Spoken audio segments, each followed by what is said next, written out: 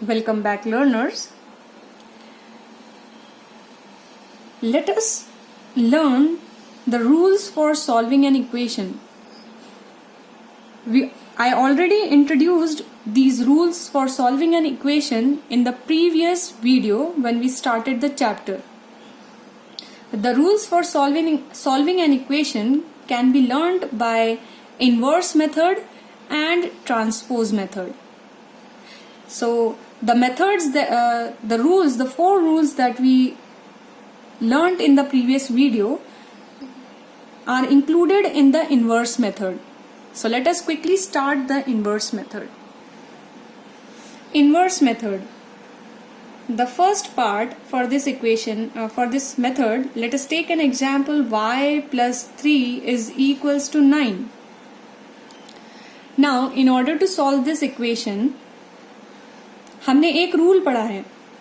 यहाँ पर +3 है हमारे वेरिएबल के साथ में, तो इस +3 को हटाने के लिए हम 3 को सब्ट्रैक्ट करेंगे, तभी हमारा y अकेला बचेगा यहाँ पर.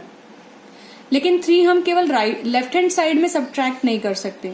सो for that we have a rule. हम सेम क्वांटिटी को दोनों साइड सब्ट्रैक्ट कर दें. -3 this side also, -3 this side also. So +3 and -3 will give you 0, or we will cancel them out. I will be having y over here, whereas on the other side 9 minus 3 will become 6. Similarly, second one, if I say y minus 2 is equals to 9, यहाँ पे y के साथ में जो number है that is in subtraction. इसे हटाने के लिए हमें +2 करना पड़ेगा. तो +2 हम दोनों तरफ करेंगे, लेफ्ट हैंड साइड भी, राइट हैंड साइड भी. My equation will become y minus 2 is equals to 9. ये इक्वेशन थी. -2 को हटाने के लिए +2 इस तरफ भी करें, +2 दूसरी तरफ भी करें. आप सेम क्वांटिटी इक्वल्स के दोनों साइड ऐड भी कर सकते हैं, सब्ट्रैक्ट भी कर सकते हैं. These were the 2 rules that we studied. So +2 से -2 कैंसिल हो जाएगा, यहाँ पर बचेगा y. 9 + 2 on the other side will give you 11. तो यहाँ पर y की वैल्यू हमें 11 मिल गई. Moving on to the third rule. Taking an example, y divided by 3 is equals to 5. यहाँ पर हमें 3 को हटाने के लिए या सिर्फ y को बचाने के लिए 3 का अगर हम ऊपर मल्टीप्लीकेशन कर दें तो 3 से 3 कैंसिल हो जाएगा. सो हमारी इक्वेशन है y by 3 is equals to 5. Same quantity आप दोनों साइड मल्टीप्लाई कर दो, तब भी हमारी इक्वालिटी की साइन में कोई चेंज नहीं आएगा. 3 से 3 कैंसिल हो जाएगा 1 times. y into 1 will give you y. y is equals to, दूसरे साइड पे हमारे पास आएगा 5 3 15. y की वैल्यू आ गई हमारे पास में 15. तो थर्ड रूल ये है कि अगर हम दोनों साइड पे सेम क्वांटिटी का मल्टीप्लिकेशन भी करते हैं, तब भी कोई चेंज नहीं आएगा इक्वालिटी में. For the fourth rule, 2x is equals to 7. यहां पर 2 हटाने के लिए अगर हम 2x को 2 से डिवाइड कर दें तो 2 से 2 कैंसिल हो जाएगा. हमारी इक्वेशन है 2x is equals to 7. Dividing both the side by 2. 2 1s are 2, 2 1s are 2. यहाँ हमारे लेफ्ट हैंड साइड में हमारे पास बचा x, राइट हैंड साइड में हमारे पास में बचेगा 7/2. सो x की वैल्यू हमारे पास में कितनी हो गई? 7/2. These value of x and y or the variables are called the solution of this equation also. So these were the 4 rules of inverse method. Now moving up to transposition method or transpose method. Let us take an example to understand transpose method. First example, if I say I have y plus 7 is equals to 11. In this case, y plus 7 है हमारे पास में. y को हमें left hand side पर ही छोड़ना है.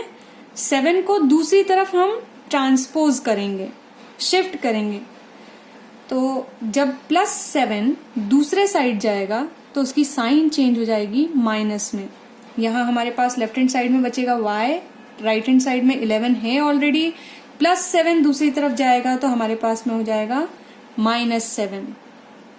11 - 7 कितना देगा हमें? 4। y is equals to 4 is your solution.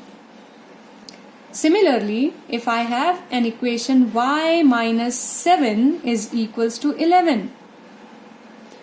-7 है, जब ये ट्रांसपोज होगा दूसरे तरफ तो minus sign will get converted into plus sign.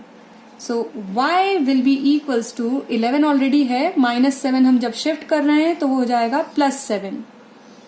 y की वैल्यू हो जाएगी 11 + 7 18।